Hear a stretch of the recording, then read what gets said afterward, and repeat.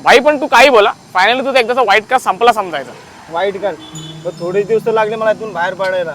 एवढं काय? एक मिनिट, थोडे दिवस? अरे 4-5 वर्षाला थोडे दिवस नाही म्हणत रे भावा.